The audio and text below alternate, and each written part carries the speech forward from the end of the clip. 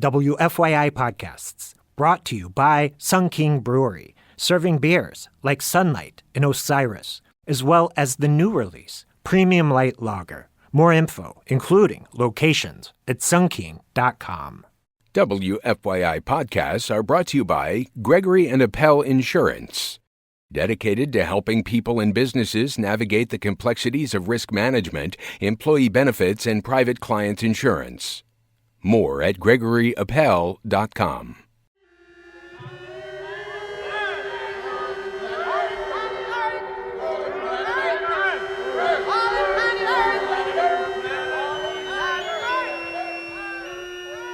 This month on American Masters, PBS presents Sun Ra, Do the Impossible, a new documentary celebrating the life and legacy of Sun Ra, one of the most visionary figures in jazz music.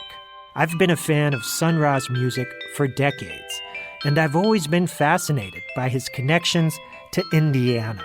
A 1968 article published in Downbeat magazine stated that Sun Ra spent part of his early life in Gary, Indiana.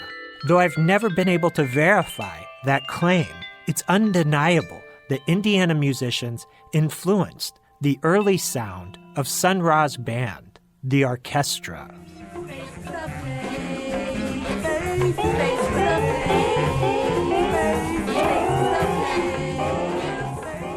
Born Herman Poole Blount in Birmingham, Alabama in 1914, Sun Ra emerged as a remarkable pianist, composer, bandleader, and poet.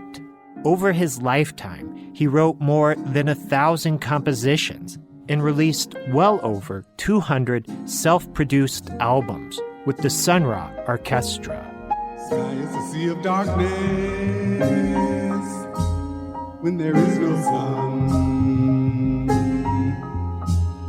The sky is a sea of darkness when there is no sun to light the way. When there is no sun to light the way. Sun Ra's music encompassed an expansive world of sound, from swing to bebop to experimental jazz. Ra was among the first jazz musicians to embrace the electric piano and synthesizers, and his performances blurred music, theater, costume, and ritual, combining ancient Egyptian references with science fiction imagery that would later help define Afrofuturism.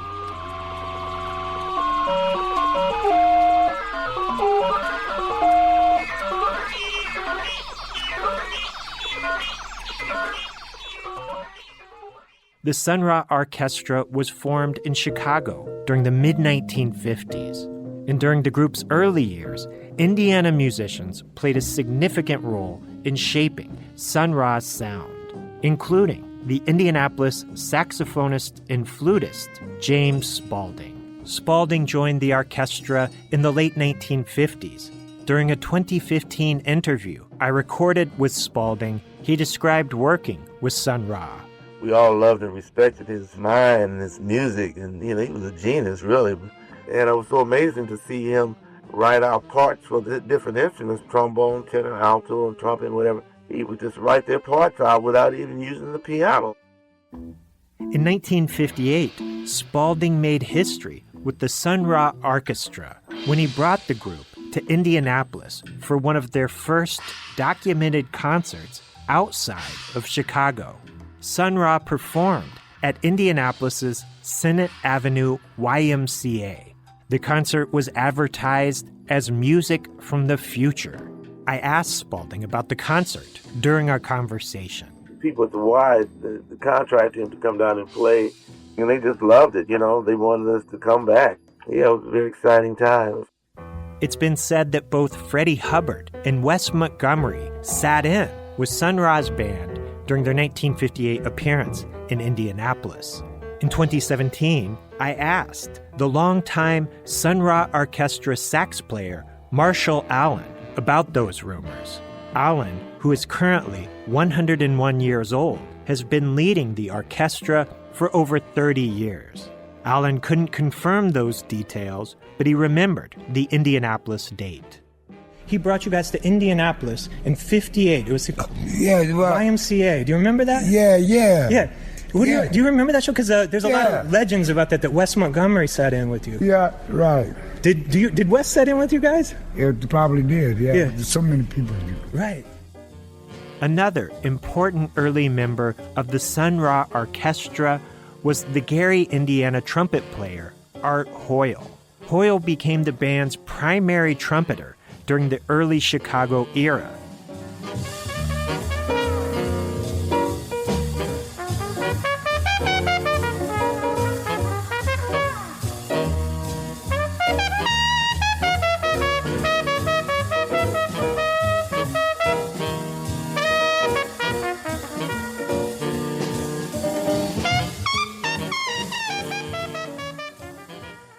Indiana's influence also extended into the technical production of Sun Ra's early records.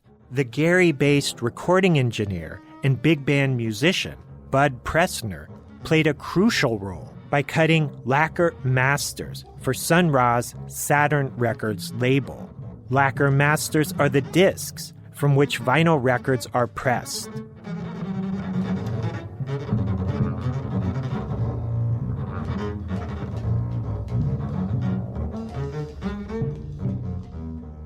Sun Ra's last documented visit to Indiana was in 1977 when the orchestra performed at the Bluebird nightclub in Bloomington.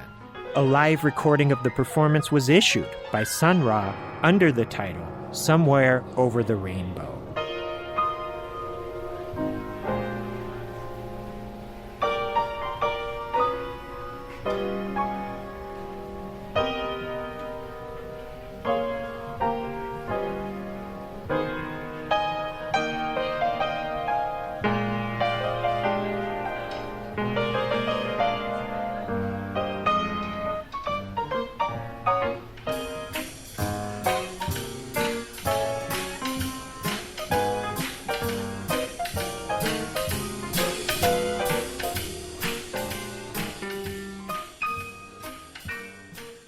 Sun Ra, Do the Impossible airs this month on WFYI 1 Public Television.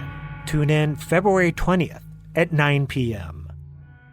WFYI Podcasts, brought to you by Sun King Brewery, serving beers like Sunlight and Osiris, as well as the new release, Premium Light Lager. More info, including locations, at sunking.com.